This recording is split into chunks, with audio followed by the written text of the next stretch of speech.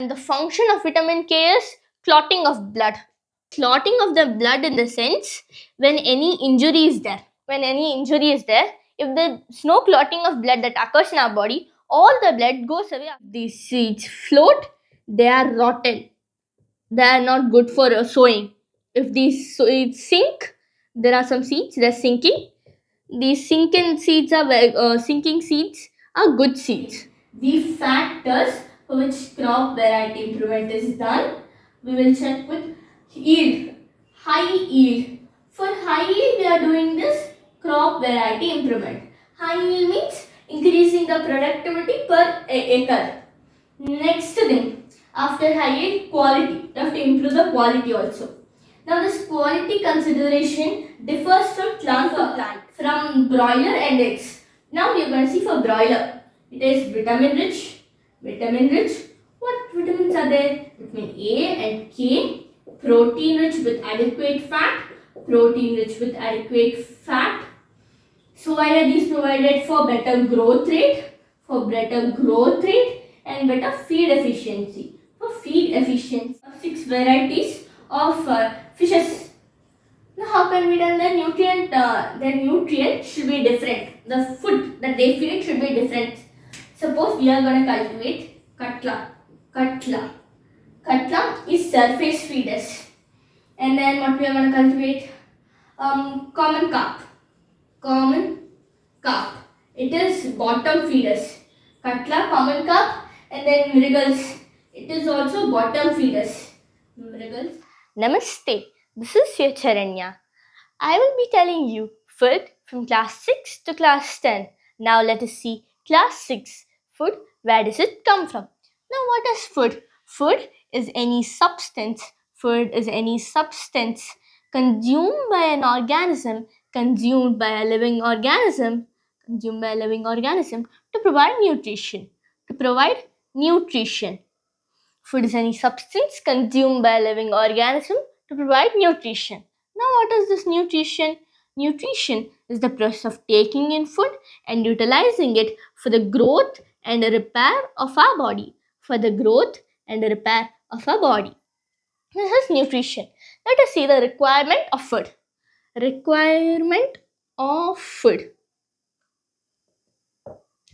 We need food to provide energy for growth and development, for repair and replacement,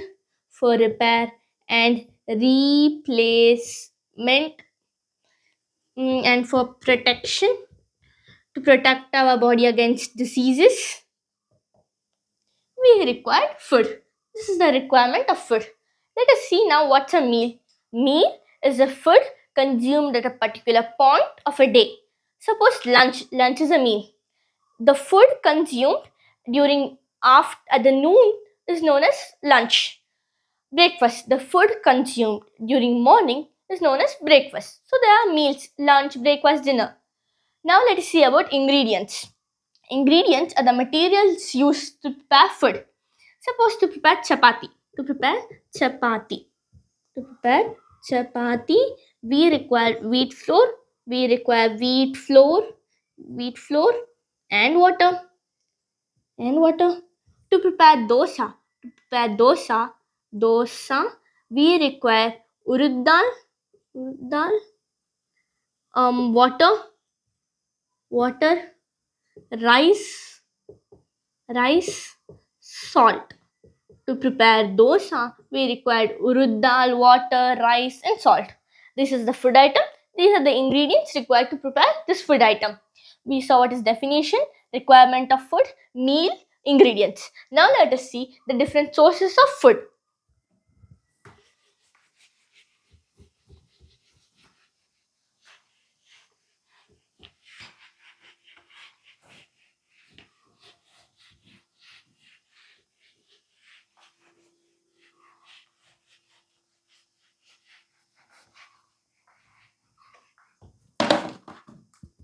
So the different sources of food are plants and animals. First, let us go with plants. Let us see the different parts of a plant, which is stem, roots, stem, roots, leaves, stem, roots, leaves, seeds, flowers. So these are the different parts of a plant. Edible parts in the sense the parts of a plant which are eatable. Non-edible which we cannot eat. Now I will list out the plants in which these parts are edible. Suppose stem. In potato and turmeric, stem is the edible part. So these are our edible parts, and this will be a plant variety. Now let us see for roots. In carrot, beetroot, radish, turnip, beetroot, carrot, radish, turnip. Roots are the edible parts. In coriander, curry leaves, fenugreek, mustard leaves. We have leaves are the edible parts. In cabbage also, cabbage. For flower, cauliflower, and we have broccoli, and also other flowers like flowers of banana, pumpkin flower, etc. Seeds in the sense cereals, nuts. So these are the different the plant varieties, and these are the seeds. Actually, these are not the plant varieties. The variety would be mustard. The varieties would be mustard. Mustard seeds are edible in the sense we can prepare oil from them. And which seeds else we can eat it? Sunflower seeds. Some people eat sunflower seeds, pumpkin seeds. These cereals and nuts are the different food obtained from seeds. I will list out the varieties, which would be sunflower seeds. Some people eat sunflower seeds, some people eat lotus seeds, and others eat pumpkin seeds. So these are the edible. These are the varieties, and this is the edible part. From seeds, the food obtained would be cereals, nuts, etc. So we have seen about the edible parts. Now let us see the food obtained from plants.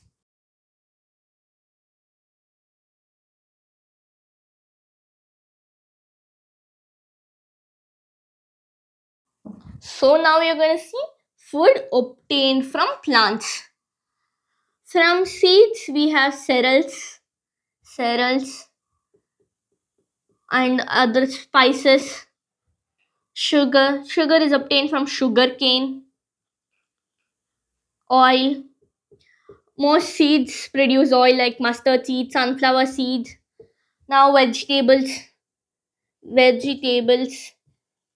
For example, we have lady's finger, brinjal, etc. And fruits.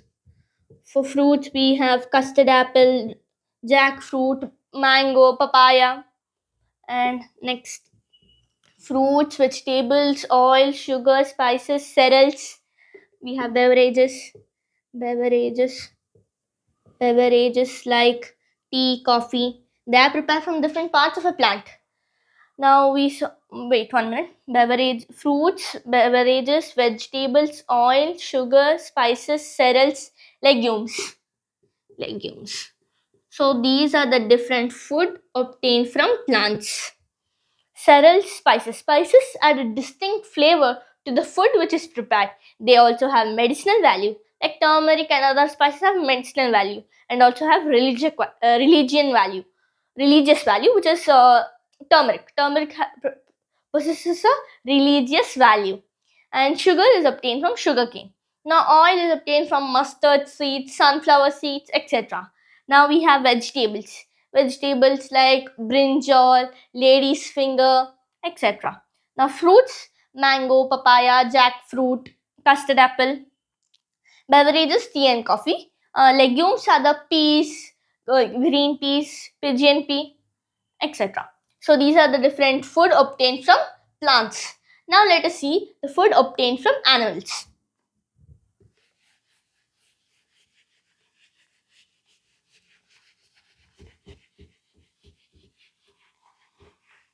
Food obtained from animals, which is milk. Now milk is a dairy product. The animals which produce milk are known as milch animals. Milk is a dairy product. Animals which produce milk are known as milch animals. From milk, some other dairy products are formed. Let us see those, which is cheese. Cheese. We have cream, butter, butter, ghee, and also curd. Now, when we form cheese, how is cheese formed? When we squeeze lemon juice, or when we add vinegar to milk, the top layer it gets braked. The milk will appear boiled. The top layer forms the solid layer, and down will be the liquid layer, the liquid part. So the liquid part of the milk is drained, and the solid part forms cheese. It is done when we add lemon or vinegar. Now cream, without adding anything, after some time, the milk will form a fatty layer. The fatty layer on the top of the milk is known as cream. When this cream is churned, it will form butter. When butter is heated, it forms ghee. Now, how is curd formed?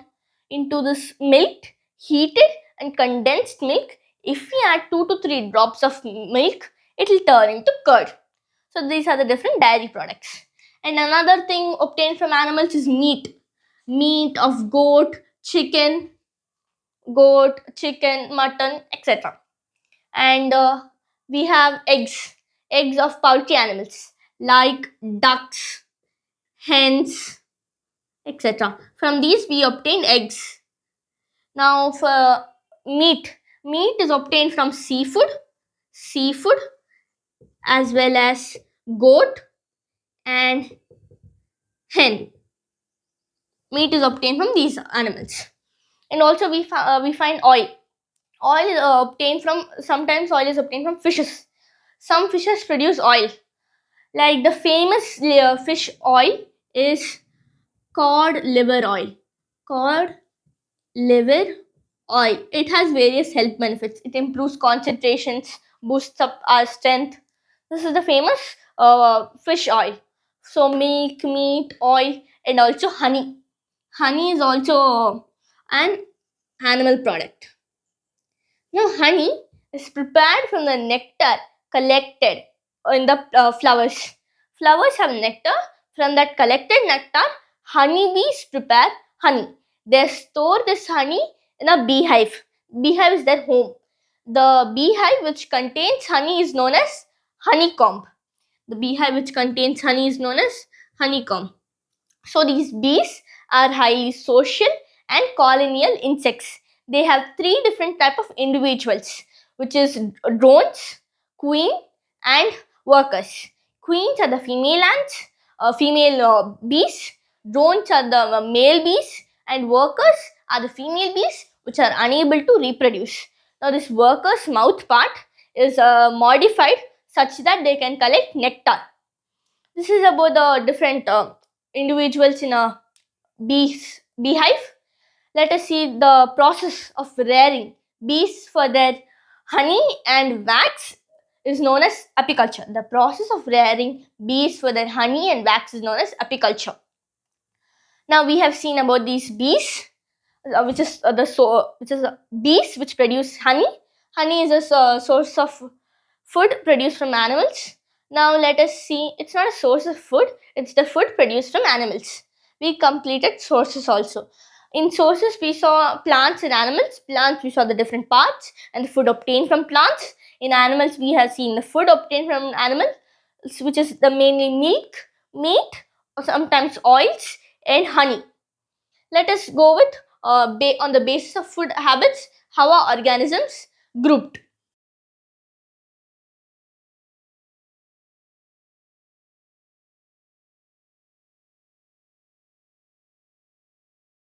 On the basis of food habits, organisms are grouped into major autotrophs, and majorly two types, which is autotrophs, troughs, heterotrophs, heterotrophs, heterotrophs, autotrophs and heterotrophs. So in autotrophs are organisms which can prepare their own food, like plants, green plants. Green plants are capable of preparing their own food. Heterotrophs are organisms. Heterotrophs are organisms which depend on other animals or plants for their food. Now let us see into heterotrophs. There are three different types, main types, which is herbivores, herbivores, omnivores, omnivores, carnivores, carnivores. So herbivores are the animals which depend on plants for their food. Carnivores are animals which depend on other organisms for their food, which is the flesh of other organisms. Omnivores are both depend on plants and animals. Examples of herbivores would be deer. Example of carnivore will be lion. And omnivore is a bear and a crow. Crow eats both grains, which is a plant product, and it eats both flesh of other animals, which is left out. That is in flesh of other animals that comes into carnivores. So crow eats both plant products and animal products. So it is an omnivore. Another is scavengers. Scavengers. Now these scavengers are known as cleaners of the forest. You know why? Because they don't hunt the food. The food which is hunted by other organisms. Suppose lions hunt their deers, and tigers also hunt flesh of other animals. Na? So those things is left off. They eat how much ever they can. The lions and tigers leave the remaining. They won't come again and eat those remaining. So these scavengers eat the leftover food of these lions and tigers, other carnivores. Examples of scavengers are vultures, foxes, etc. Now we have seen about autotrophs and heterotrophs. Let us go with food chain.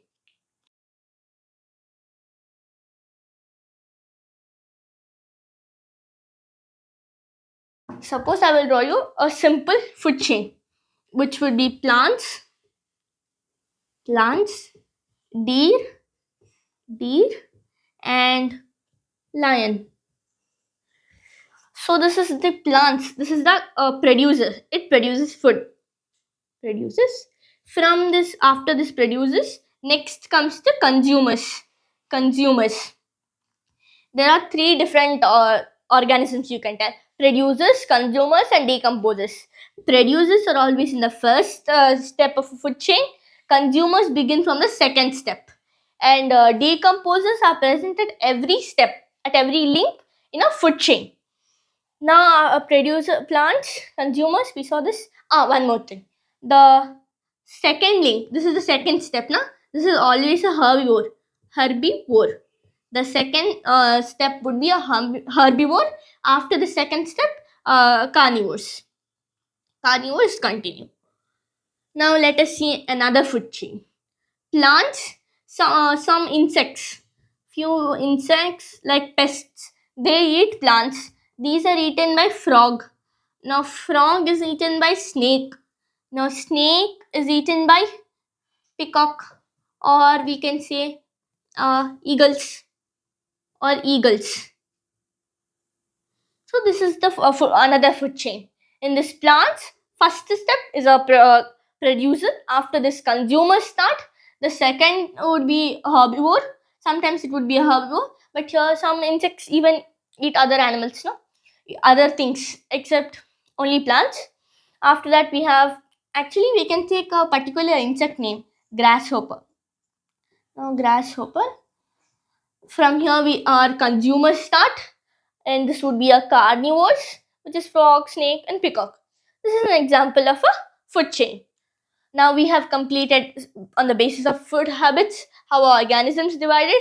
We completed food chains, and the facts we saw about spices, about honey, and salt. Salt is neither prepared from, it is neither brought from plants or animals. Plants or animals are not the sources of salt, but still salt is a very important preservative which is used in our food. It is also used for flavor. This is it about class 6 food. Where does it come from? Now we are going to see class 6 components of a food. In the previous class, we had seen that about ingredients. Ingredients contain different components of the food. These components are known as nutrients. What are nutrients? They are the chemical substances present in the food to provide energy and other materials required by our body. Nutrients are of majorly 5. Which are those nutrients? Carbohydrates, and we have proteins, fats, vitamins, minerals. These are the 5, nutrients. In these, carbohydrates, proteins and fats are macronutrients. Vitamins and minerals are micronutrients. Now, what are these macronutrients and micronutrients? Macro in the sense they are needed by a body in large quantities. Micro means they are needed by a body in small quantities. Vitamins and minerals are needed by our body in small quantities. Carbohydrates, proteins and fats are needed by our body in large quantities. Now we saw the 2 different types, macro and micro. Let us start with carbohydrates. Carbohydrates are are known as energy giving food. Carbohydrates is made up of mainly 3 elements: carbon, oxygen, hydrogen. So carbon, oxygen and hydrogen are the 3 elements which make up carbohydrates. Again, we have 2 types of carbohydrates: simple carbohydrates, complex carbohydrates. It is basically an arrangement, simple and complex. So what this simple carbohydrates can be broken down easily and it produces energy instantly. Complex carbohydrates need much time to break down and they cannot produce instant energy. So in simple carbohydrates we have sugars. Complex carbohydrates we have starch. What do we have? Starch. Now let us see about sugars. Sugar is an edible. Sorry, it is a carbohydrate. The sugars which is produced in fruits. Fruits give us sugars known as fructose. And milk also give us sugar. In milk also we have sugar known as lactose. And honey also we have sugar. So fruits, milk and honey contains some edible sugars which we can eat. And these sugars, one more thing about sugars is glucose. Glucose is a form of sugar. So this glucose, it can be broken down easily and it provides instant energy. For that reason, for any tired person, weak person or an athlete, glucose is given as it easily breaks down and provides them instant energy. Now when coming to complex carbohydrate, we have starch. This starch is in white color. It's a white color powder. It is odorless, tasteless, and it is insoluble in water. So these starch are the arrangement of glucose molecules. So when you are breaking down starch, first you have to break them down into glucose molecules like this, and again then you have to break them down to produce energy. So breaking down starch requires a lot of time and it cannot produce instant energy. This is about starch. Now let us see the tests performed to check if starch and sugar are there in a sample. First, we'll go with sugar test. Take a food sample, crush it into powder. Now add it to water and make a solution. To this solution, this food sample solution, add Bendick solution. When you add Bendick solution, the Bendick solution is in blue color. When you add with this food sample, if it has sugar, it will turn into reddish orange. And after this is about sugars. when you add it, when you add Bendix solution, the Bendix solution is in blue color. It will turn into reddish orange. Now let us check for starch test. Same food sample, sorry, same thing. Crush any food sample, put it into this, but this time don't add this Bendix solution. You have to add iodine. Iodine. It will turn into bluish black. It will turn into bluish black. So what you are doing? You're taking a food sample, you're crushing it, adding it to water and making a solution. Into that solution, you can add iodine solution. Or else what you can do, take the food sample, take a bit, directly add iodine solution. You will get the result in bluish black. If you get it in bluish black, then that food sample contains starch. If you don't get it, the food sample does not contain starch. This is a test. Now let us go with fats. Fats are also made up of carbon, hydrogen, oxygen. They provide much energy than carbohydrates. They are also known as energy banks. Fats are of both of animal fats and plant fats. No, fats are obtained from both animals and plants. Now we are going to see some tests for fats. Take a groundnut. We are checking for groundnut. Keep it on a paper. On this paper, I am keeping a groundnut. I am folding it. Folding it. So this is my folded paper. The groundnut is inside. I'm folded tightly. It has got crushed. I can see oily patch on my paper. This indicates that groundnut contains fats. This is a test which we can perform for fats. Now let us go with proteins. Proteins are generally made up of nitrogen. They are used for building up our body. They are known as bodybuilding foods, as they help in building our body. And proteins. What else can we tell about proteins? Proteins are of both animal proteins and plant proteins. Plant proteins are pulses and soya bean. Animal proteins would be meat, eggs, etc. Now the test. For proteins also we have to perform some test to get to know whether that food sample has that protein or not. Well, I will tell you. The test for protein. First thing, take a food sample, crush it, make a solution. This is a food sample solution. Into this, we will add 2 to 3 drops of copper sulfate solution. Copper sulfate solution. Again, after this, add 10 drops of caustic soda solution. After you add, the color will change into violet or purple. If protein is present, or else not. If the color changes into violet or purple, then we can say proteins are present in that particular food sample. First, what we discuss what are nutrients. The two different types of nutrients, macronutrients and micronutrients. The 5 nutrients. In those 5 nutrients, we have completed carbohydrates, which has 2 types, simple carbohydrates and complex carbohydrates. We discuss some features of the simple and complex carbohydrates. And then we have seen the tests for sugar test and starch test. And then we went with fats. Fat test we saw. And proteins, we discussed some features of those proteins, and then we saw the proteins test. Now I'm going to draw you a table. In that table, we will see the vitamins, its names, and its sources, its deficiency, and its function. These 4 things we are going to see in the table.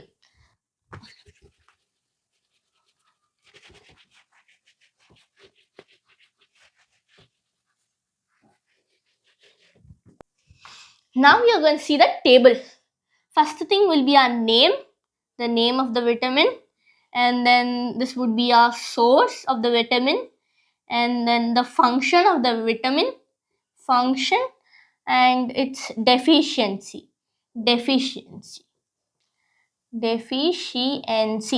I will write down with black to appear more clear. First thing, name. Vitamin A. Vitamin A's scientific name would be retinol. The source of vitamin A is papaya, spinach, papaya, spinach, carrot, mango, etc. The function is to keep our eyes and skin healthy. If there is a deficiency in vitamin A, before this, first I have to tell you one thing. These vitamins are protective foods, in the sense they protect our body from diseases. Yeah, they are needed by our body in very less quantities, but even if the body doesn't get those quantities of those less quantities of vitamins and minerals, deficiency diseases are formed. So this is the deficiency. If there is a deficiency of vitamin A, the deficiency disease would be night blindness. Night blindness, night blindness, and which is poor vision, and also dark circles around the eyes, the dark circles. And next, for vitamin B, I will write down the sources for entire B complex. For entire B complex, sources for entire B complex, which is wheat, rice, liver, milk, meat, eggs, etc. Vitamin B1 scientific name is thiamine. Thiamine. It keeps on digestive system, one minute, digestive system and nervous system healthy. If B1 is a deficiency of B1 takes place, then we would get beriberi. If there's a deficiency, that would result in beriberi. So B2 is riboflavin. Riboflavin. It's entire B complex sources. The function of riboflavin is it keeps our skin and mouth healthy. If not, the deficiency disease will be bad skin. Bad skin, sores in mouth. And B3 is niacin. Niacin. What does the function of niacin? It keeps our skin, hair, and digestive system healthy. If not, we will get pellagra.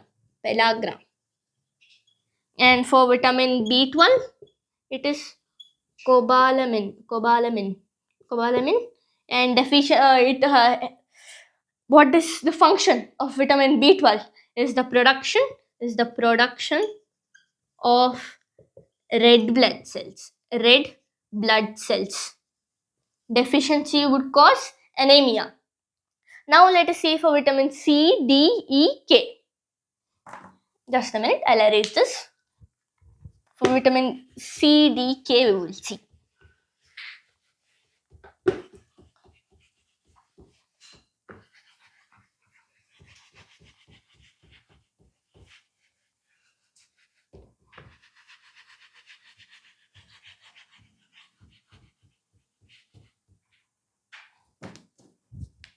So the name of the vitamin, we are going to see vitamin D.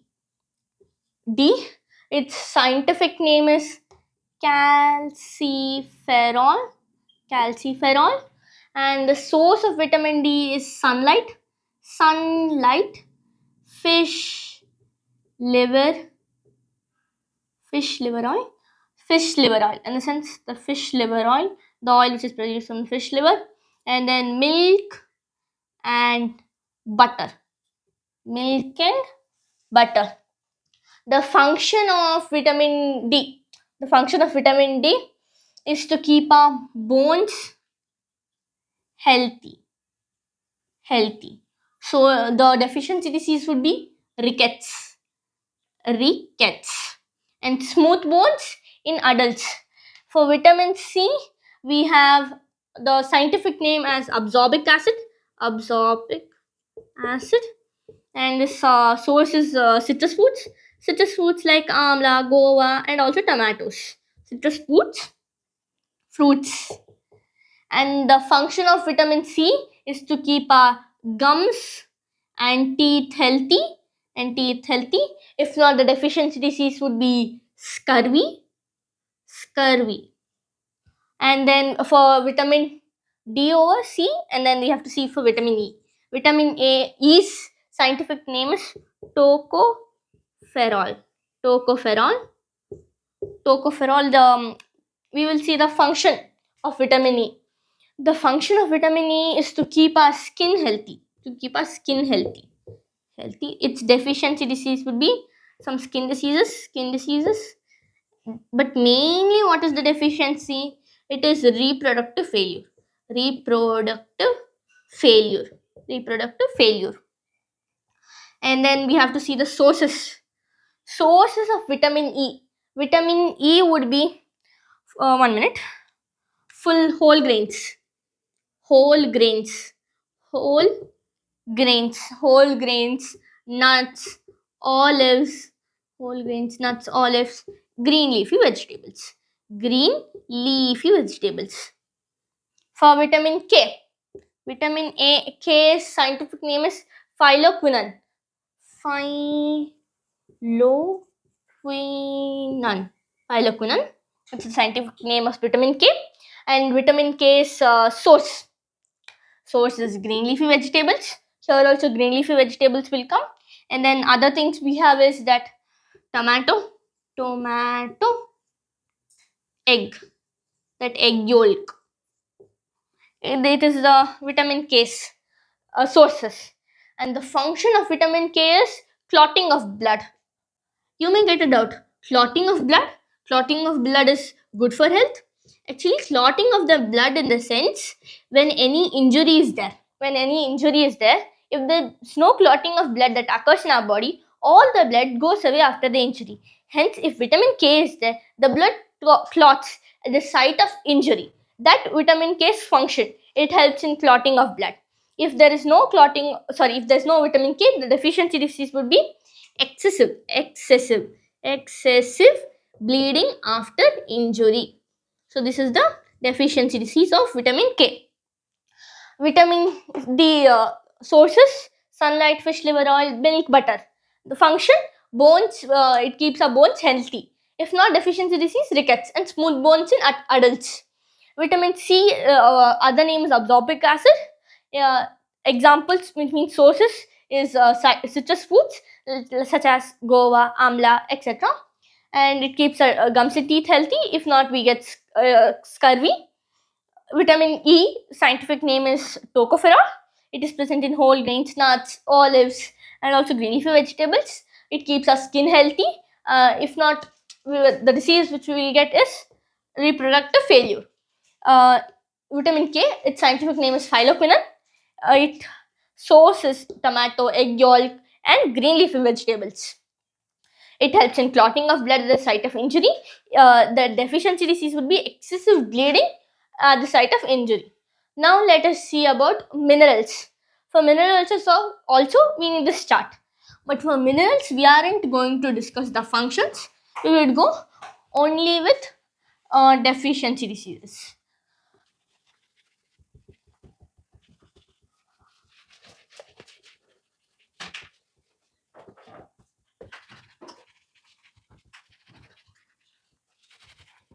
Now we are going to see for minerals, the deficiency disease, source, and a name. First thing, name. Name of that mineral, the source of that mineral, and the deficiency disease of the mineral. Which mineral we will go with first? We will start with iron. For iron, the source of iron would be dates. Dates, green leafy vegetables, and apple. The deficiency disease is anemia. Anemia. What is the deficiency disease? Anemia. And now for after iron, we will look for calcium. For calcium.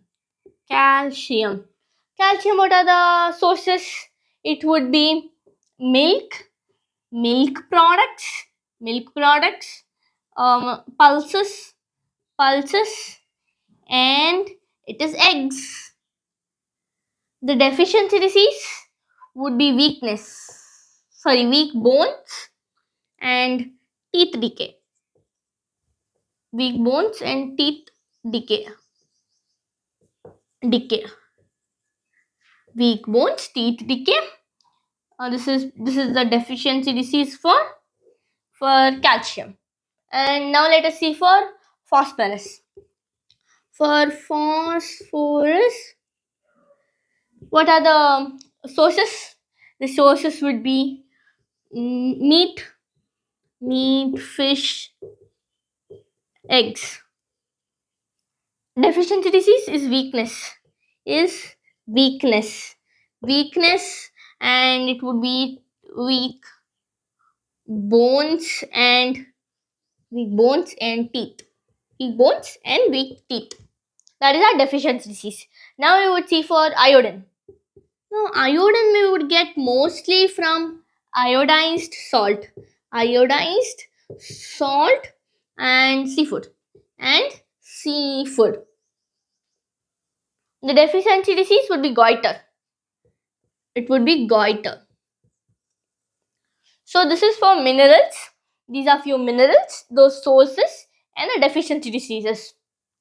Now let us get to know about two other components in our diet, which is water and roughage. Although they are not nutrients, but they are important in our diet. Let us see about them.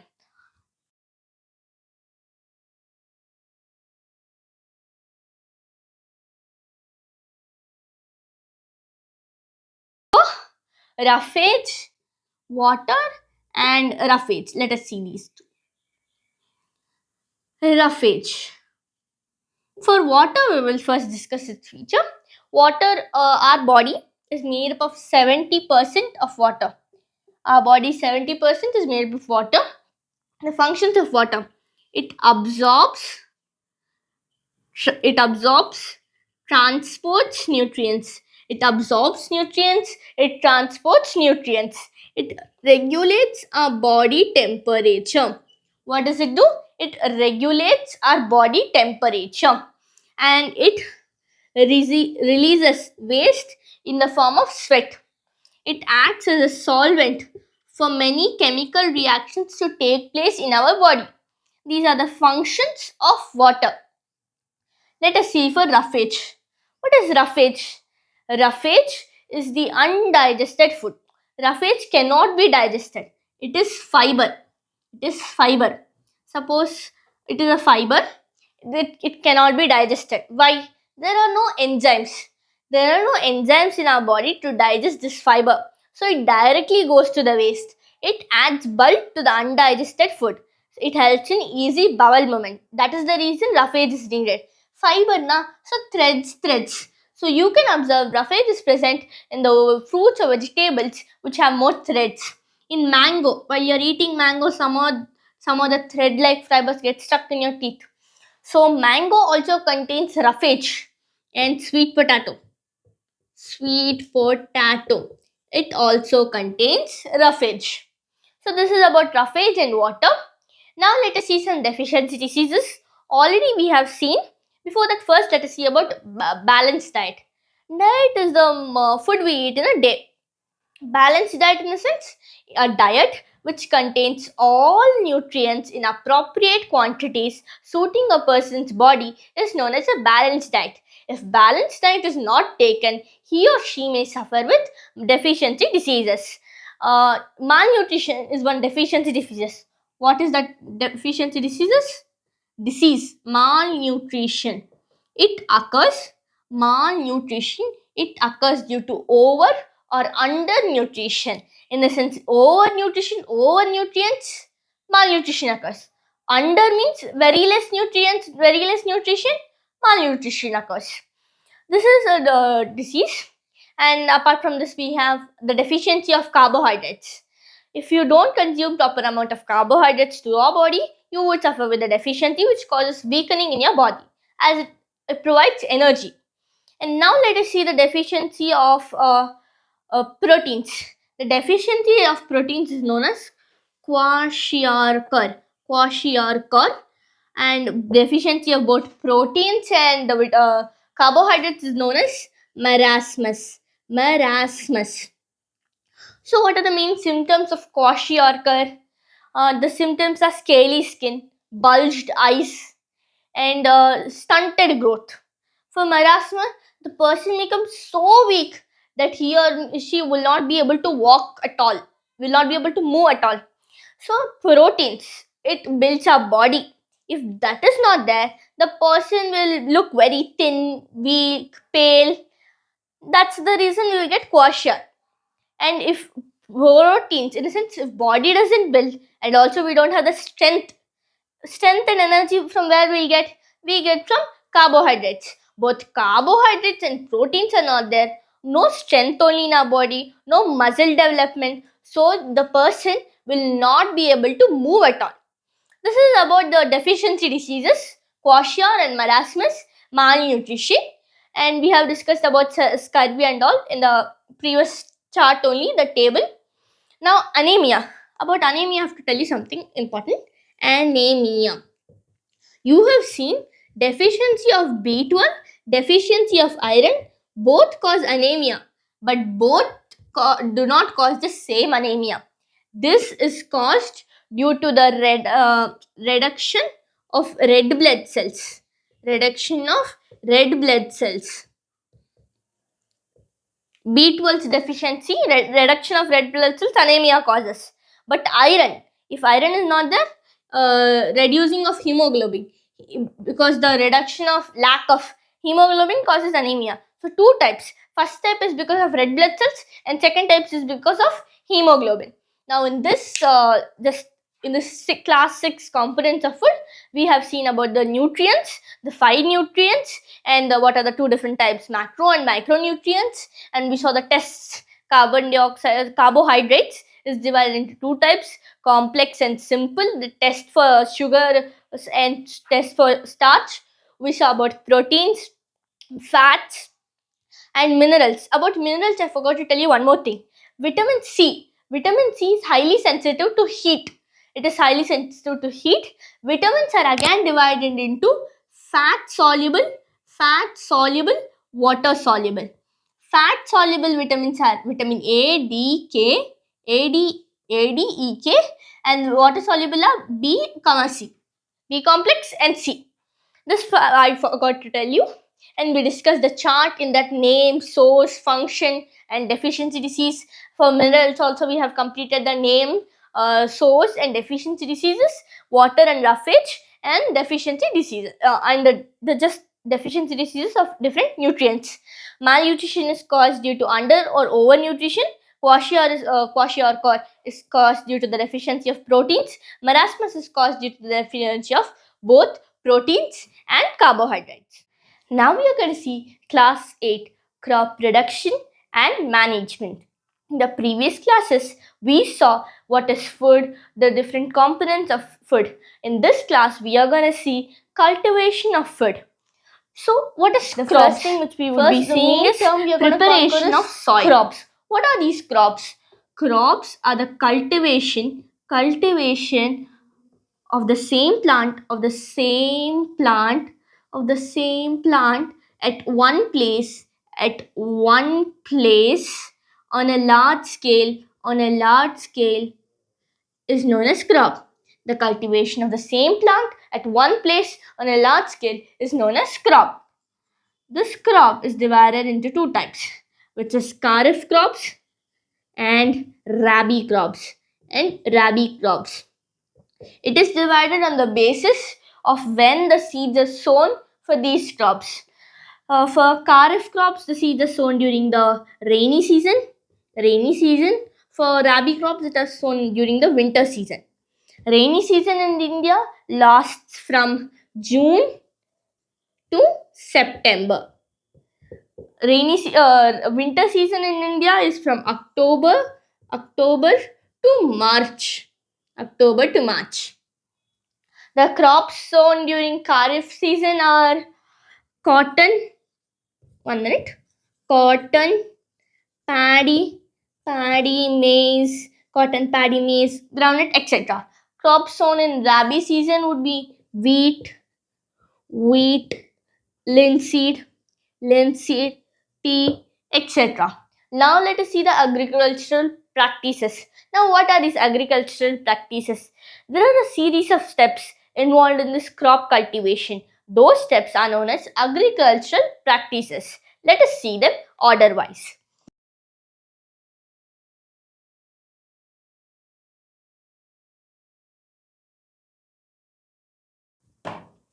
Our first step is preparation of soil. Now, what do you mean by preparation of soil? It is loosening and turning soil. What are the benefits? The first benefit is by loosening and turning soil, leveling. This field gets leveled. So leveling is one minute. The field gets leveled. That is the first benefit. Next thing, the roots will be able to penetrate deep into the soil and it helps them in respiration. The roots will be able to penetrate deep into the soil and it helps them in respiration. The next thing, when the soil is loosened and turned, it helps in the growth of microorganisms and earthworms. These earthworms further turn the soil and produce humus, earthworms. And as you know, soil contains variety of nutrients. It is a nutrient rich soil. So this nutrient rich soil will not be present on the top layer. It will be somewhere in the bottom. When you turn it, it will come to the top layer, which helps the plant to take this nutrient rich soil. So turning and loosening of soil helps in bringing back the nutrient rich soil to the top layer. Nutrient rich soil to the top layer. This is another benefit. So this is the preparation of soil. The turning and loosening of soil is known as plowing. Plowing, 1 minute. Plowing or tilling. Or tilling. So these are used, this is made by using three instruments, which is a plow, a hoe, and a cultivator. First, let us discuss about this plow. It is used since ancient times. It is made of wood and it is drawn using a pair of bulls or other animals. And in a plow, we have it contains a triangular iron strip, iron strip, iron strip, iron strip. And the main part of a plow is made up of long log of wood. Long log of wood. The plow is drawn with a pair of bulls, and a man can easily operate this plow. When coming to hoe, this hoe it is a very basic tool. It is made up of the main part, which is the handle. It is made up of iron or wood, and it also has a strong, broad, bent iron plate. Strong, broad, bent iron plate, which is attached to this piece of wood or iron. It is used to plow and till the soil, and also it is used to remove weeds. This hoe. And coming to cultivator, nowadays we are using cultivators are tractor driven cultivators. So this cultivator is attached to a tractor. The tractor helps in moving those cultivator. This is about preparation of soil. These are the benefits of preparation of soil. Preparation of meaning loosening and turning of soil is called as plowing or tilling. For plowing or tilling, we use a plough. It is made up of triangular iron strip. It is generally made up of wood and contains a triangular iron strip. The main part is a long log of wood. For a hoe, the main part is long log of wood or iron. It has a strong bent, broad iron plate which is used to remove weeds, and it helps in tilling. Cultivator, nowadays cultivators are tractor driven cultivators. We completed the first step in agricultural practices. Let us go to the second step, which is sowing seeds.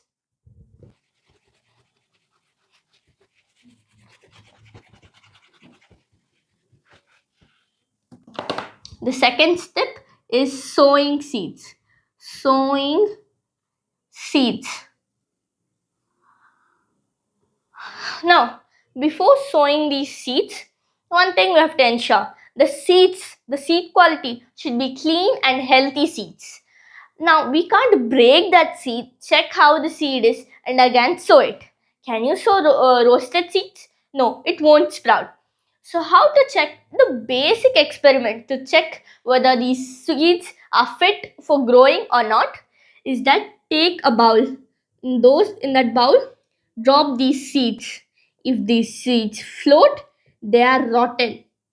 They are not good for sowing. If these seeds sink, there are some seeds they're sinking.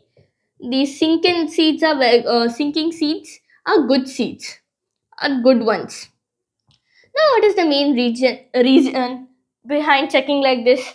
In a rotten seed, all the contents of a seed becomes air, it becomes gas. So it will be very hollow. When the seed is hollow, it floats. So we can get to know that a floating seed is a rotten one and it is not fit for growing plants. A sinking seed it does not contain much air in it and it is not hollow.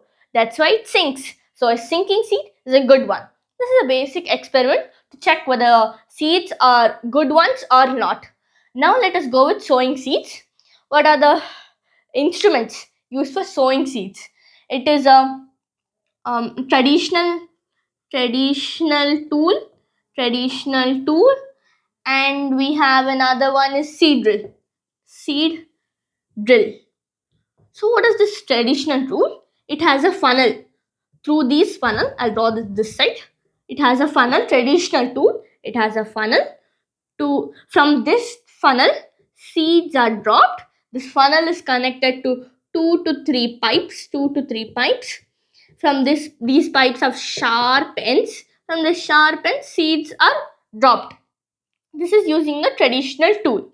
Now for a seed drill sows seeds at equal distances and at a very depth, and also it covers the seed with soil after sowing. It looks somewhat like this. This is a seed drill. It digs it, and when we put the seeds in it, it sows it again, covers it. From covering the seed with soil, it prevents the seeds to be eaten from other animals. This is sowing of seeds. Second step. Now the third step is adding manure and fertilizers.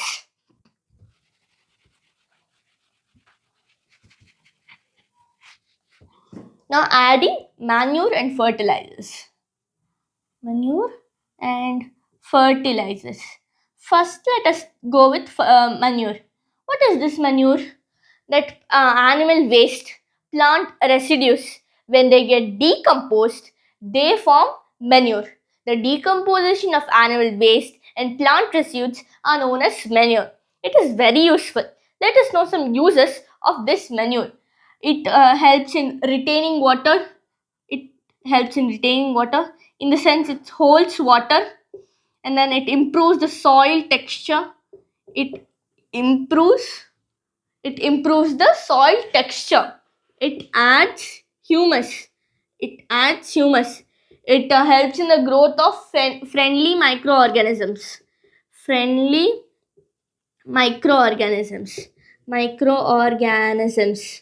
So these are the advantages of applying manure. Now fertilizers. What are these fertilizers? It is an inorganic soil. It helps to increase the yield. The yield. I forgot to tell you one more thing. The main thing behind this, I'll tell you, yield. It helps in increasing of the yield. Now these manure and fertilizers. What are these? These are the in the form of manure and fertilizers. Nutrients are provided to the soil. Suppose a farmer, he is continuously cultivating crops. The soil does not get nutrients on its own. Already there will be some nutrients in the soil. You have to replenish it as you are growing many crops. So to replenish the soil with nutrients, we use manure and fertilizers. When using fertilizers provide some harm to the soil. How?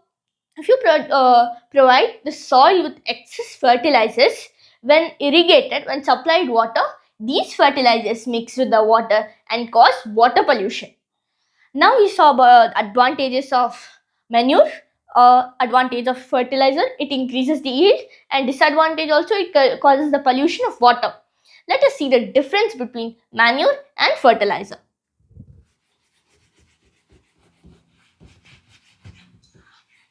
What is the difference? Manure, it is the decomposed ones of decomposed decomposed of animal waste and plant residue. Fertilizers, it is an inorganic salt. I forgot to tell you the examples of fertilizers. NPK, ammonium sulfate, ammonium sulfate, potash, etc. These are the examples of fertilizers. Now, it is a decomposed one of plant residues and animal waste. Fertilizers is an inorganic salt. It is prepared in fields. It is prepared in factories. It is prepared in factories. It is prepared in fields, and it has less nutrients as compared with fertilizers, but they are rich in nutrients. And another thing, this fertilizers, they provide humus. Fertilizers do not provide humus. They do not produce humus, whereas manure produces humus to the soil. These are the differences between a manure and a fertilizers. We completed our third step also. Now let us go for the fourth step in the agricultural practices. The fourth step is the irrigation. What is irrigation? Let us see.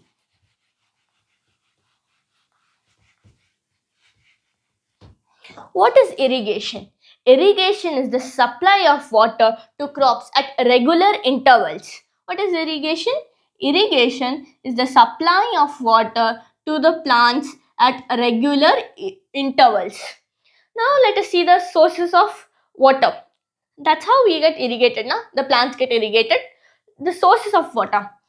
The sources are natural sources, which is ponds, rivers, lakes, wells, etc. These are the sources of water. Now let us see the irrigation methods, traditional methods and modern methods. What are the traditional methods?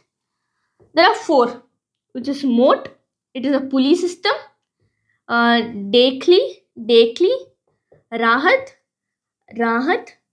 and chain pump system. These are the traditional methods of irrigation.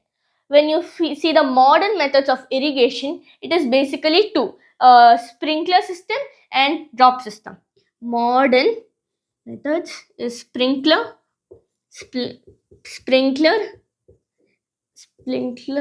and dripping system. What is this? Sprinkler, in the sense, in a field there are sprinklers which sprinkle water. These sprinklers are used when the field is uneven, and this drip system, actually it is known as drip system, it drops water. How does this help? This directly, see, this is a field, this is one plant, one plant. So it directly drops, drop by drop. It directly pours the water to the plant, drop by drop, to the roots. This is how it will have the pipe. There will be one main pipe system. The pipe will have holes correctly where the plant is there, and it pours water drop by drop. This is using drip system and sprinkler method. These are the traditional methods, and these are the modern ones. Now, the first we saw is preparation of soil. Second was sowing seeds. The third thing was adding manure. Now, fourth also we completed, which is irrigation. Now, fifth thing we will go. Fifth step, which is removing the weeds.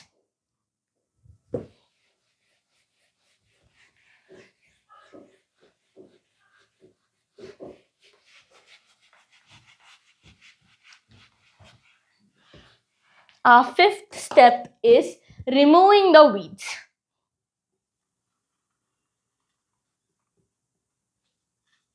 Removing weeds. Now, what are these weeds?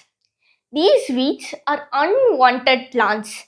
They are unwanted plants that grow in our fields and they compete with the plants which we have sown for nutrients, water, and sunlight.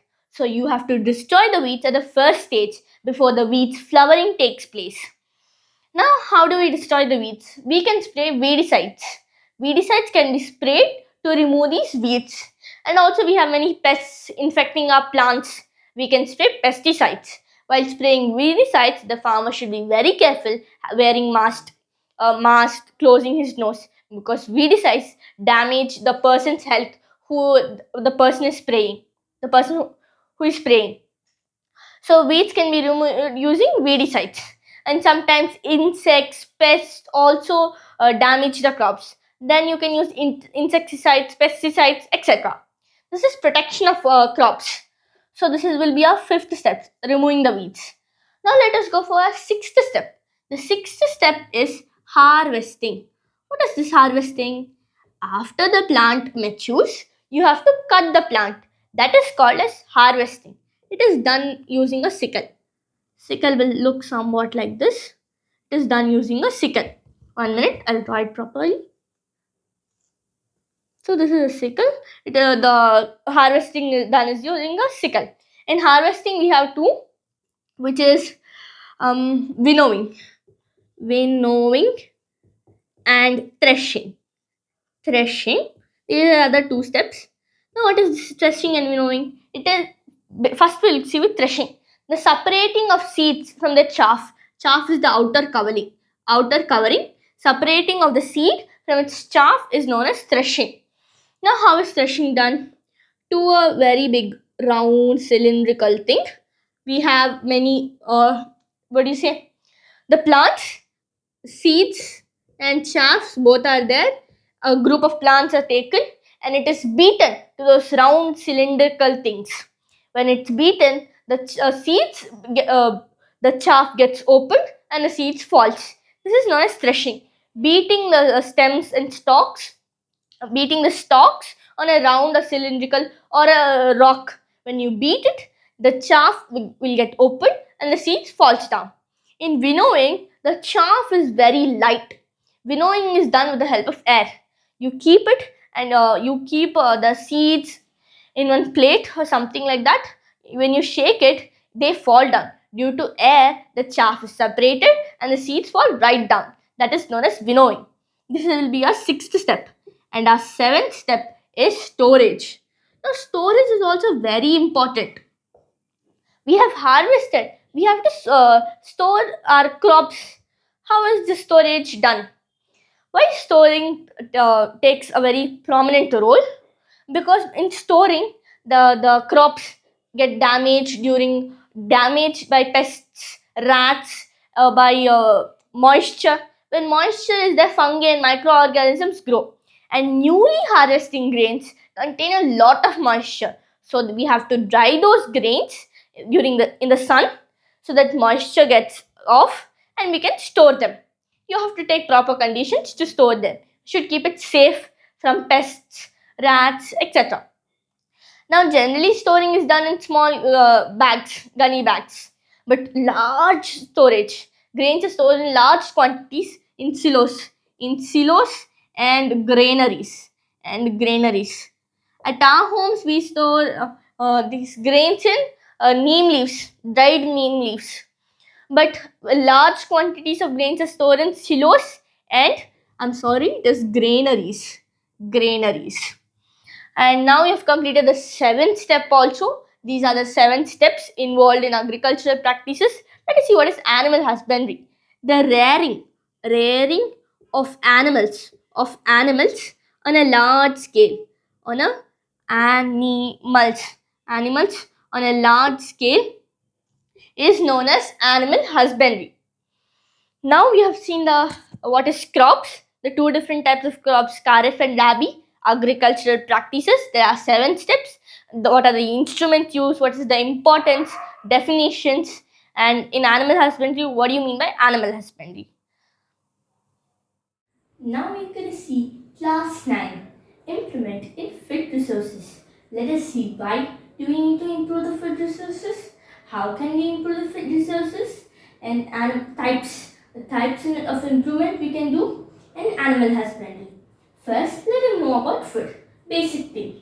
Food supplies us with nutrients like carbohydrates, proteins, fats, vitamins, all of which provide us with protection, growth, development, etc. There are two major sources of food, which is plants and animals. India is a very populous country and population grows day by day, but the land to cultivate does not increase, and our food demand increases day by day with the population. So we have to increase the food production. This can be done on farming on more land. First step what we can do, farming on more land. But India is already intensively cultivated. Efforts to meet the demand of food production have been done by two revolutions. The Green Revolution, which has increased the food grain production, White Revolution, which has increased the milk production. But these revolutions have meant that we are using our resources more and more. So we are degrading our earth and destroying it. We have to improve our food resources without degrading or destroying our earth. This can be done by improving the yield. By improving the yield, the outcome, the yield. By improving the yield. This is one more thing. And now, by simply storing them in granaries cannot solve the problem of malnutrition and hunger. Most of the people in India are of agricultural occupation. By increasing the incomes of people working in agriculture, we can come back with hunger. And another thing is we can use some methods like mixing agriculture with livestock such as poultry, farming, fishing, cattle farming, fishing, and by using mixed cropping, intercropping, etc. Now let us see how do we improve the yield. First, let us divide the cultivation of crop into three steps where we can where we can improve. First thing would be selection of the seeds. Selection of those seeds. The next thing would be nurturing of the crops. Lastly, we do have the protection. Growth and protection. So how do we divide these things? First thing would be our crop variety improvement. The next for nurturing, we have the crop production improvement. Crop production management. And next what do we have? We have the crop protection management. So these steps we are changing them to crop variety improvement, crop production management, crop protection management.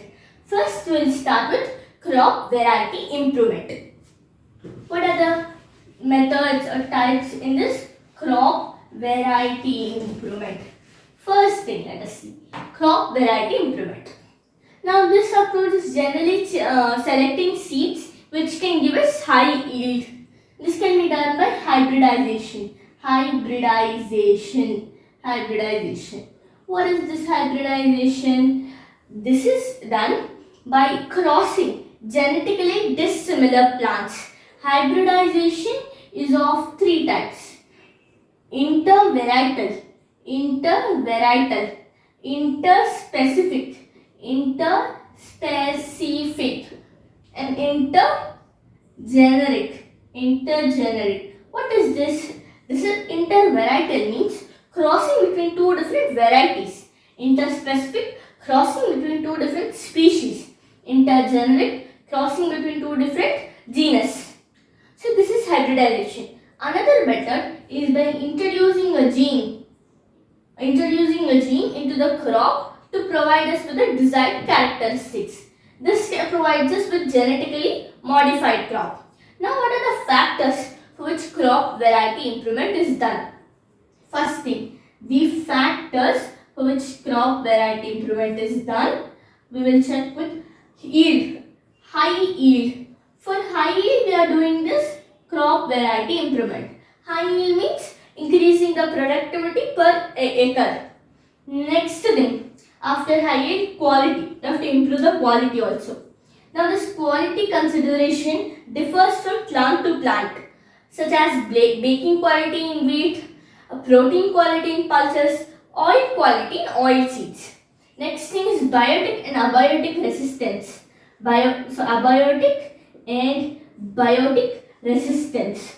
Now generally crops, when they are not resistant to these abiotic and biotic factors, they get damaged. If they are resistant, then we can expect a good yield. Suppose the abiotic factors are like droughts, excessive water, disasters, etc. Biotic factors include diseases, pests, etc. So when this crop has the resistance, we can expect the yield without damaging the crop. Then after resistance, we have to have wider adaptability.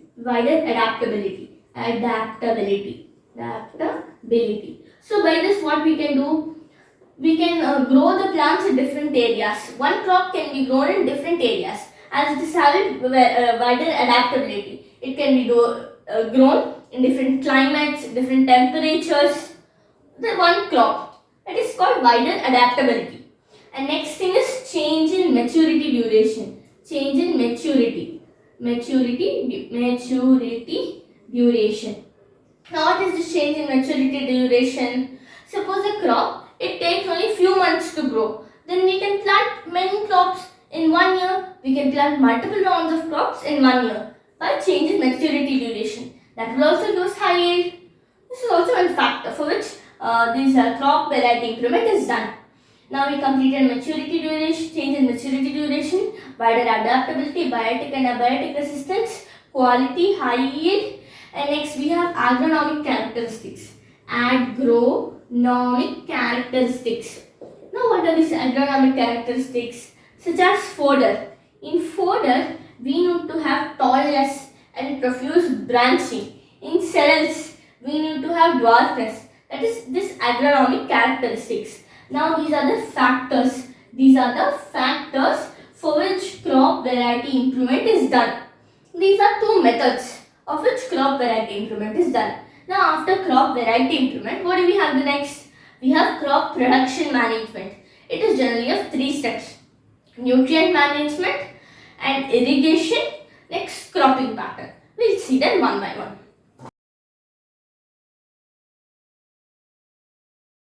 Now we are going to see crop production management. Crop production management. What are the 3 things? Nutrient management, irrigation and cropping pattern. First we will start with nutrient management. What nutrients does the soil need? Only if these nutrients are supplied to the soil, then the plant can grow properly and we can expect increase the expected yield. First thing you have to know what are the nutrients required, how are they given to the plant. There are generally 16 nutrients which are needed by the plant, out of which 3 nutrients are provided by air and water. Air and water. What does air provide with? Air provides us with carbon dioxide and oxygen, and water provides hydrogen and oxygen. These are the 3 nutrients which we are obtaining from air and water. Remaining 13 nutrients are obtained from soil, out of which some are macro and micro. 1 minute. Let us see what are nutrients does this soil provide. Soil. The macronutrients are 6. Micronutrients are 7. What are these 6 macronutrients? This is calcium, nitrogen, magnesium, sulfur, potassium, phosphorus. These are the 6 macronutrients. And these micronutrients is iron, manganese, copper, fluorine, and molybdenum, beryllium, zinc. 1, 2, 3, 4, 5, 6, 7. So these are the 7 micronutrients provided by the soil. Now, how are these nutrients provided to the soil? They are provided in the form of manure and fertilizers. Now, let us know more about these two things. Now, what is manure? Manure is the decomposed material of animal excreta and plant residues. What is it? It is the decomposed material of animal excreta and plant residues. Now, what is manure rich in? 1 minute. Manure is rich in organic matter, and it has a bit less nutrients. What is it rich in? It is rich in organic matter, and it has a bit less nutrients. Now, how does it help the soil? It helps the soil by enriching this organic matter. It enriches the organic matter. It improves the soil fertility. So it also improves the soil texture. Soil fertility texture is also improved. And this organic matter further helps the soil. Now what do we see? These are the benefits. Now let us see the two type classification of manure, which is compost and vermicompost and green manure. What are the two types? Compost and vermicompost and green manure. What is this? So actually, when you deposit this plant waste, sewage waste, animal excreta into one pit, bacteria help them decompose and they form compost. This compost is rich in organic matter. Now when add earthworms to it, and this earthworms help to decompose, it is known as vermicompost. And what is this green manure? Sun hemp and guar. These plants are sown in the seed before tilling. Sown in the field before tilling. When these plants grow, after some day they are mulched while tilling. This helps to enrich the soil with nitrogen and potassium. Nitrogen and phosphorus. It helps to enrich the soil. This is also two classifications of manure. Now let us see fertilizers. Now what are these fertilizers? These fertilizers are chemicals. So they are involved in high cost farming. When coming to crop production management, I forgot to tell you this topic. There is a correlation between inputs and yield. Higher inputs, higher yield. So it is based on the farmer's purchasing capacity that determines the production and cropping patterns. So based on this, we have divided this production practices into three types: low cost, no cost, high cost. And these fertilizers are of high cost farming. They provide the soil with nitrogen. Fertilizers provide the soil with nitrogen, phosphorus and potassium. So these help in increasing the growth of vegetative growth. They do not enrich the soil with organic matter. When they have to be applied to the soil carefully in proper doses, proper time, you have to check the growth and then apply fertilizers. If you provide them in excess, when you provide water during irrigation, these fertilizers get combined with the water and cause water pollution. In these fertilizers they harm these friendly microbes and they do not create any organic matter. This is the disadvantages of using fertilizers. Now let us know another concept, which is organic farming. Now what is this organic farming?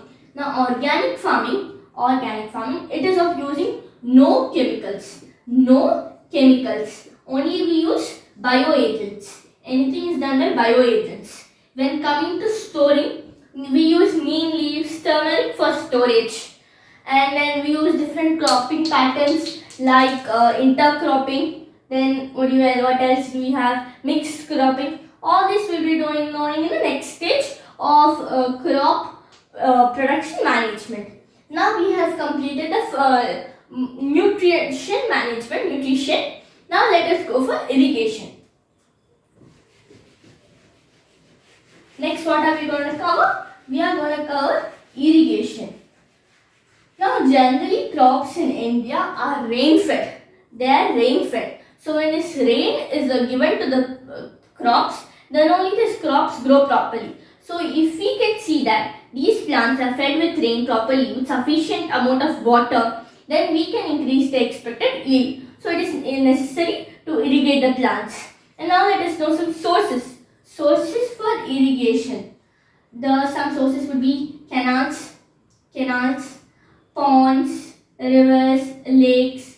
The canals and I forgot to tell wells. First, let's start with canals. Canals tap water from reservoirs. They take water either from reservoirs or from rivers.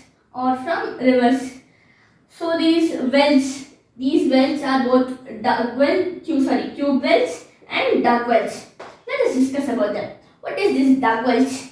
Water bearing strata. Strata, you should know. Strata is a series of rocks. So in these rocks we can find water.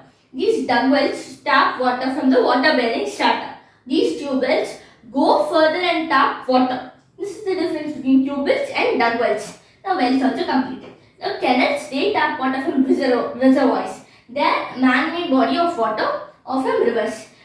Sometimes in that particular area there will be no canals. It will be irregular flow of water. That time we are going to tap water directly from the rivers.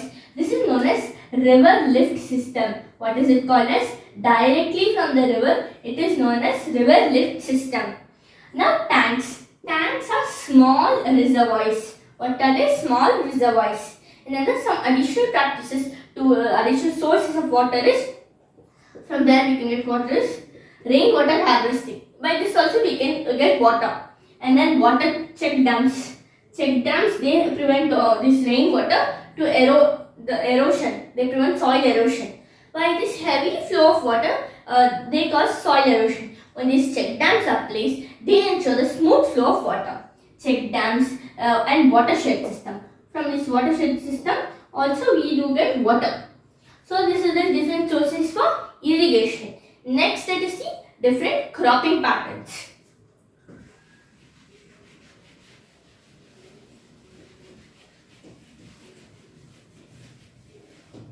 Next, what are we going to see? Cropping patterns. Now this is something very interesting. Cropping patterns. Generally will be planted. Now another cropping pattern is mixed cropping. Mixed cropping, intercropping, and what do you have? Crop rotation. Crop rotation. First we will start with mixed cropping. Now in mixed cropping, what do we do? We just mix the plants. Suppose this is a field. What are we going to do? We are going to mix the plants. There is no proper thing. Here we are going to plant wheat. Here we are going to plant gram. I forgot to give you an example. Such as wheat and gram. So these both have different nutrient requirements. So they do not compete with nutrients. They do not compete for nutrients. In this way, most of the nutrients in the soil are utilized by the plants planted. So they are planted in any manner. Just we are mixing them and planting them. Suppose one crop dies, another crop will be still there. And now intercropping in the sense of rows. This is that for soybean and maize. Here we plant, suppose maize. Here we are going to plant soybean, maize, soybean. So like this, it is known as intercropping. 2 rows of one plant, 2 rows of another plant. Suppose any disease starts on this plant. Now diseases would be pests. These pests would be spreading from only one crop. They won't spread for another crop. So they will spread for this crop and here it will get damaged. But they won't be spreading for the next crop. Still we do have another crop. So it is like an insurance. And it gets used all the nutrients. And crop rotation, what is this? Generally when we plant plants, when we're going to plant and do cultivation of crops, the nutrients get exhausted. Instead of putting fertilizers and enriching the soil with nutrients, we can do this crop rotation. In this crop rotation, we are going to plant some legumes. What are these legumes? Legumes, in their roots, they have rhizobium bacteria. So these bacteria convert atmospheric nitrogen into nitrogenous compounds. In this way, it is going to enrich the soil with nutrients. So without using fertilizers, by doing crop rotation, we are going to enrich the soil with nutrients. So this is one way, cropping pattern, crop rotation. Now we have completed crop production management. Let us see crop protection management. So this crop protection management, it involves these protection from weeds, pests, And also we are going to deal with storage. What are we going to see? Crop protection. Crop protection management. We are going to protect our crop. What are the main enemies for our crop? Weeds. We'll see what they do. Pests and diseases. Now main thing. Now these weeds, what do? They compete with other plants for nutrients, for air, water. So they are competing for nutrients, for air, water and space. So there are additional plants which are competing with our healthy growing plants. So we have to remove them or else nutrients may get exhausted. Before their flowering stage also, you have to remove them. This can be done by applying weedicides or mechanical removal. Or while plowing, while tilling, we are going to remove these plants, remove these weeds while tilling itself. That is one method. Now when coming to pests, now how do we control these pests? Let us see how do they attack our plants. They attack in three ways. First thing, they suck the cell sap. They are going to suck the cell sap. The second thing, they are going to cut our plant parts. They cut the plants. They bore. Bore means making hole into the fruits or stem. In these three ways, these pests are going to attack our plants. So we have to control them. We can apply pesticides. Now pesticides include herbicides, fungicides, etc. Now what are these diseases? Now diseases are transmitted to air, bacteria, fungi, etc. So we have to control these diseases also. We can apply fungicides, some sprays for diseases. And now we have weeds. Prevention is better than control. So prevention is better than cure. So what we can do? We can adopt the crop variety which is resistant to these diseases. Another method is by obtaining resistant varieties. Resistant varieties. Now this is about crop protection. Now let's go for storage. Now storage isn't very big topic, so we'll see it easily. Now what are the factors affecting, which is biotic and abiotic? For storage, what are the factors affecting would be biotic and abiotic. Now biotic would be the pests, insects. Abiotic would be temperature and moisture. So this can be done before storing the grains. You can put them in sunlight, which reduces the moisture, which reduces the growth of any fungi, and then you can store them. In storage only, we are going to lose most of our crop. So we have to store them very properly by using sufficient systems, management system, and storing them neatly. This is about storage. This is a small topic. Now we have completed about in agriculture. What are the steps we can take? First, we saw about food. What is food? And why do we need to improve our food resources? How can we do? By improving your food yield. That is of three types, which is crop variety improvement, crop production management, crop protection management. We saw crop variety improvement. Two types, hybridization and reducing a gene, and factors affecting. And next thing what we saw crop production management, which is nutrition, irrigation and cropping patterns. In nutrition, what are the nutrients obtained by the soil? How are they obtained? In irrigation, the sources we saw. And the next thing what we saw, we have seen the cropping patterns, different cropping patterns, which were this three: mixed cropping, intercropping and crop rotation. And lastly, what we saw here was about crop protection. How do we protect our crop and storage? And still we have another topic, which is animal husbandry. In animal husbandry also we can improve. By mixing this agriculture with livestock, we are going to improve our yields. Let us see. First we will know about this animal husbandry. Now what is this animal husbandry? Animal husbandry is generally the scientific management of animal livestock. It includes breeding, feeding, breeding and disease control. First what we are going to see is cattle farming. what we are going to see is cattle farming. In cattle farming, why is this cattle farming done? For two purposes. The first thing is for milk and for agricultural purposes. What are these agricultural purposes? Such as irrigation, for tilling, for carting. We need this. These agricultural purposes are known as drought purposes. So for these two types, we do cattle farming to produce milk and agriculture. Now let us see how are these Indian varieties divided. Indian varieties are divided into two types: Bos indicus and Bos bubalis. What are these? Bos indicus in the sense for cows. Bos bubalis for buffaloes. That is the species name, variety name you can see. And now crossbreeding is done to get a calf with desired characteristics.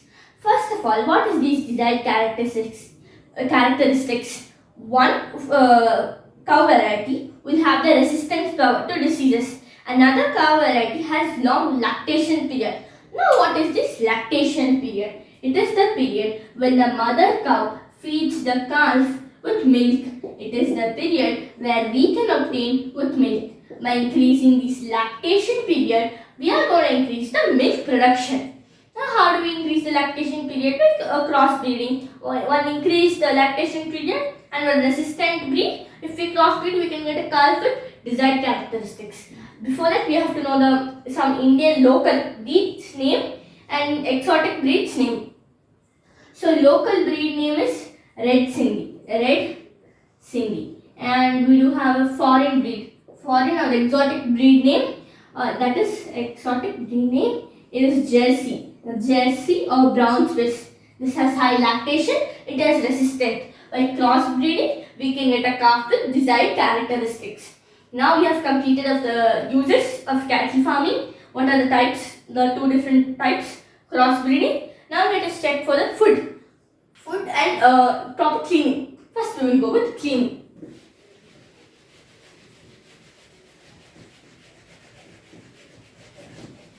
Now first cleaning, there should be proper cleaning, regular brushing. When coming to cleaning, regular brushing of these animals, regular brushing. So it removes them with dirt, and also the shelter facility should be good.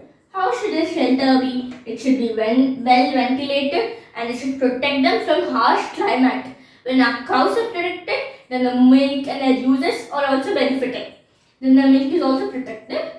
Shelter facilities, and then the shelter, it should have a sloping floor so that all the water goes off one side and the floor will remain dry. Proper cleaning facilities, regular brushing and shelter facilities. And that's what cleaning is completed. Let us see the food. Food is provided for two reasons: maintenance, in the sense they're living, maintenance, and milk. Generally, for the cows to live, we provide them with food, and also for the milk production, also we provide food. For two reasons, we are going to provide food for these cattle. Now, what does that food contain? It mainly contains of roughage. Roughage is the fiber. These fiber can be digested. Roughage can be digested by the cows. And then concentrates. What is this? This is low in fiber, rich in nutrients, and also we provide food with rich in micronutrients that is needed for good milk production. This is about the food. And cattle also suffer with many diseases. Some are the external diseases cause skin diseases, the internal, some damage the fluke, will damage the liver. So vaccination is better, so we can protect the cattle. This is about cattle. Now after cattle we do have poultry. Let us see. In animal husbandry, our next topic is poultry. What is it? Poultry. Now what is done in this poultry? First we have to see why are these, what do you mean by poultry? All these chickens, ducks which are reared for their eggs. The domestic fowl reared for their eggs and chicken meat. So this poultry, in the sense, the domestic will lay for eggs and chicken meat. So these two are the two things which we get from poultry farming. Eggs laying are egg laying animals, and this is chicken meat. The birds which give this meat are known as broilers. Broilers. So these are the two types. There are some crossbreeding programs done between these two breeds, which is an exotic and local breed, Indian breeds. Suppose an Indian breed, Indian in the sense indigenous breed. Name one indigenous breed, Assi. And one foreign exotic breed. What can we name? We can name Leghorn.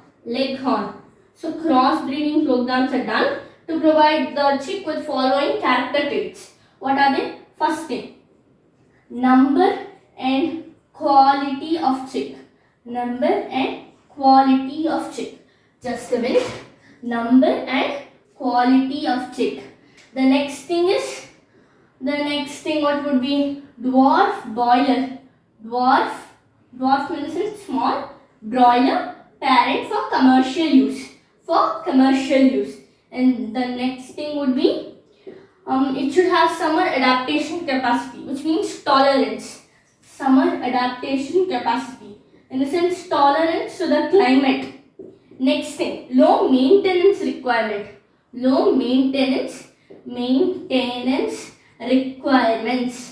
The lastly, what do we have?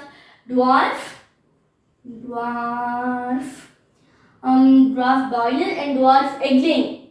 Not dwarf, reduced size of that egg laying bird. Now what is the meaning of this reduced size? So if the size is reduced, then the food provided to it also would be reduced. It would less our income. So for food only, now we would spend more in poultry farming. So when we have a small egg laying animal, so the food also would be reduced. Our income, what we spend upon it also would be reduced. So this is about reduced bird for egg laying. It will reduce our food expenses. And low maintenance requirements. The maintenance needed also should be low. That will also reduce our expenses. In summer adaptation quality, in the sense, I said income, it's expense. And summer adaptation capacity, in the sense, tolerance to the climate. Dwarf boiler, small broiler. And number and quality of the chicks. These are the desired characteristics which are given by crossbreeding. Now we saw the desired characteristics. Next, what we'll see? We'll be seeing the food. The food for broiler. Now, what would be the food for broiler? The food for broiler will be vitamin rich. Let us see. Broiler's food. So the food ration, it will differ from broiler and eggs. Now we are going to see for broiler. It is vitamin rich. What vitamins are there? Vitamin A and K. Protein rich with adequate fat. So why are these provided? For better growth rate and better feed efficiency. And we have to also maintain their feathering. We have to maintain their feathering and carapace quality. What is this carapace quality? In the sense, the structure of the bird also should be maintained. This is about the food ration for broilers.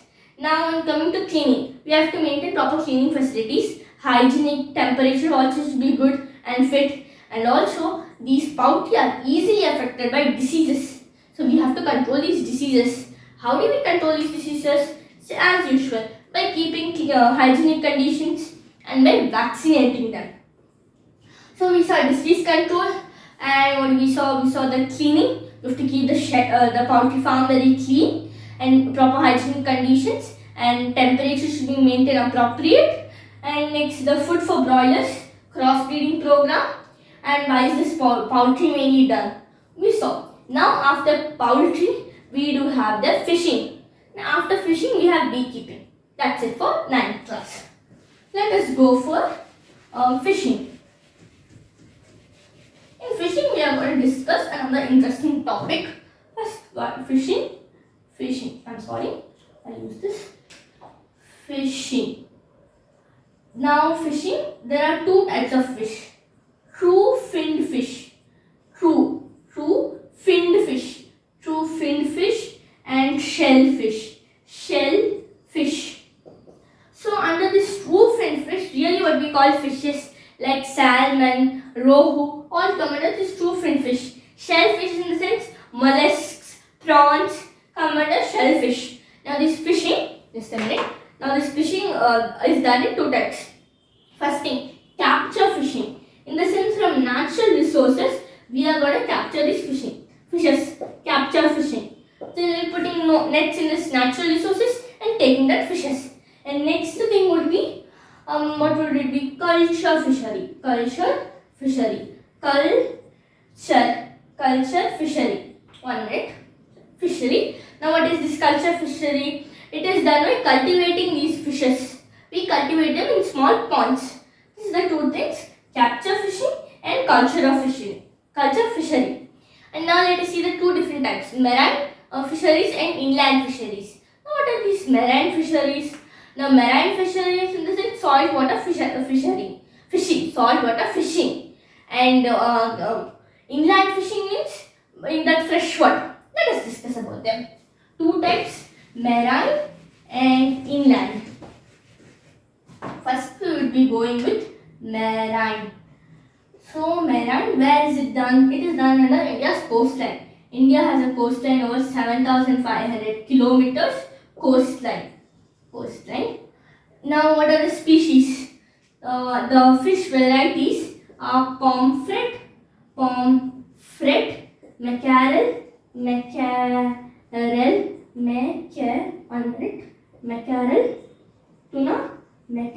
tuna, and Bombay duck.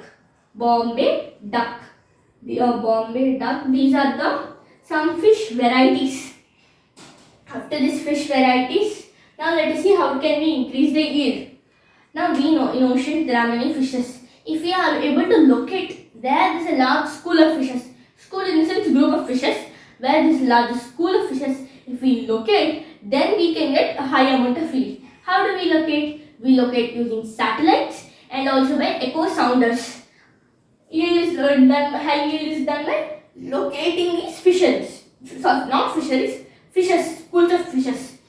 Now what are these high economic value? High economic value fish varieties are, what do you say, pearl spots, pearl spots. This is a true fin fish, baked tea, true fin fish, pearl spots and baked tea, and some more examples. And shellfish is prawns, oysters, and then we have mussels. Now what is this oysters? Oyster provide us with as well as pearls also. So these are the shellfish with high economic value, which is prawns, oysters and mussels. And two fin fish with high economic value are pearl spots, baked tea. Now this is about these marine fishes. And generally now in marine also the fishes are very less. So we have to start fisheries which is known as maticulture.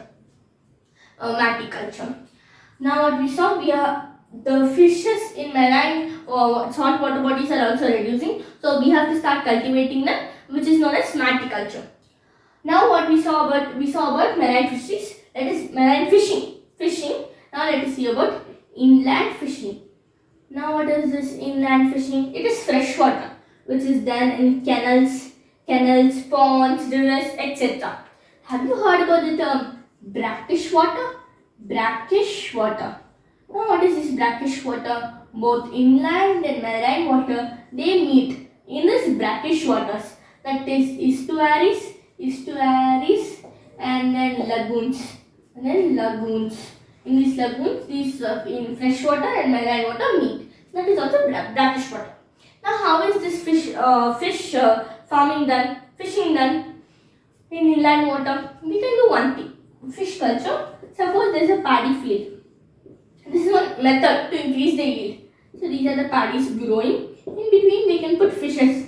These fishes are not going to eat rice, and also they won't compete for the nutrients. Their nutrients levels is different. On this water, the fish needs water for its breathing. So we can put it in paddy field. paddy field and generally immersed in water. So when we put these fishes, both benefits we get. Suppose the crop is dying because of some diseases, our fishes are there. Through fishes we can get our income. Suppose the fish only died due to some reason, the rice would give us income. So both would give us income. This is done by both mixing fishing with rice. There's some fishes with these paddy fields, in this paddy fields. And another thing, in one same pond, by cultivating 5 varieties or 6 varieties of fishes. Now how can we tell their nutrient should be different. The food that they feed should be different. Suppose we are going to cultivate Katla. Katla is surface feeders. And then what we are going to cultivate? Common carp. It is bottom feeders. Katla, common carp, and then mrigals. It is also bottom feeders. Mrigals, Katla, common carp, mrigals, and then we do have which crab? Grass crab. It is grass carps. What it is? It feeds on weeds. So even one more variety, which is middle zone feeders. We can add one more variety, which is middle zone feeders. This is surface feeders, and one more variety, which is middle zone feeders. And common carp and mrigel, they are varieties. Those two varieties are bottom feeders. The food provided at the bottom of the pond, they feed there, and grass carp feed on weeds. So these food requirements are different. So we can place all these varieties in the same pond and do fishing. By this we can get high income also. And one more major problem faced during this fishing is the good quality seed. Fishes generally breed during monsoon, and we have to get the right quality of seed to provide many fishes. Due to lack of good quality of these seed, the fish farming fails. So we can do that by harmonious stimulation. This is one scientific method to produce a seed which can give us good yield. This is about fish farming. Let us know about beekeeping. Now, beekeeping. Why is this beekeeping done? It is generally done for honey. Let's see.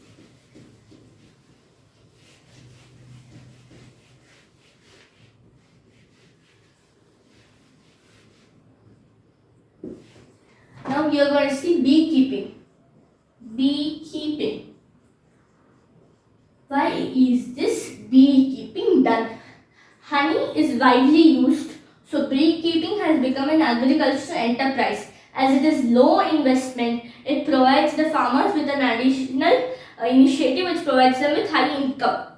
So honey is widely used, so it has become an agricultural enterprise. As it is low investment, it has become an additional income for farmers. Both agriculture they are going to do and this beekeeping also they are doing. Now let us know some varieties of these bees. Before that, these beekeeping's two benefits are there. For honey and wax. Honey and wax. Then honeycomb is made up of that wax. So these wax is used for medicinal purposes. So now when we are going to use this, when we are going to know about it, let us know some species. Indian bee. Indian bee's another name is Apis cerana indica. Apis cerana indica. It is Indian bee's another name. And rocking bee's another name is Apis dorsata. Apis dorsata. And little bee's another name. These are the names. These are the scientific names, which is Apis florae. And these are the bees varieties which are found. And nowadays we are going to use this Italian bee variety. There are some benefits. This Italian bee variety produces with high amount of honey. They sting less, and they stay in the same apiary or bee farm for many days, and they breed very well. So this is about this Italian bee variety. For beekeeping, these bee farms and apiaries are set. Bee keeping this entire process is known as apiculture. Rearing of bees is known as apiculture. We can say everything has api. So it is known as apiculture. So these Italian bees are used for high yield. They sting somewhat very less, and they stay in the same apiary, and they breed very well. This is about this Italian bee. Now we have seen in beekeeping why are they done? For honey and wax. Wax is used for medicinal purposes. It is very low investment. It can be done by farmers easily. There are some names. Indian bee scientific name is Apis cerana indica. Rocking bee scientific name is Apis dorsata. Little bee's scientific name is Apis florea. Italian bee scientific name, let us discuss afterwards. First, we are going to see about the benefits of Italian bee. What does it do? It's what do you say? It produces a lot of honey, and it stings somewhat less, and it stays in the same apiary or bee farm for more days. This is beneficial. Now we completed bee farming, completed poultry. The two things why we are doing poultry: crossbreeding some Indian local breeds names and some foreign breeds names, and what are the characteristics of this crossbreeding, and what are the food requirements, cleaning, disease control. Cattle also, what are the requirements? I forgot to tell you. One minute. The milk producing females. The milk producing females are known as milch animals. So this is at this point I forgot to tell you in cattle farming. We completed cattle farming, poultry, fishing, and beekeeping in animal husbandry. In agriculture, how to improve crop variety improvement, crop production management, crop protection management. In crop variety, hybridization and introducing a gene. What are the factors for which crop variety improvement is done? In crop production management, we do have the nutrient management, irrigation, and then what do we have? We have the cropping patterns. And then crop production, we have to protect them from weeds, pests and diseases, and also storage. And next what we saw, that's it. That's it for class 9. Thank you. If you really like our videos, please do like, share and subscribe.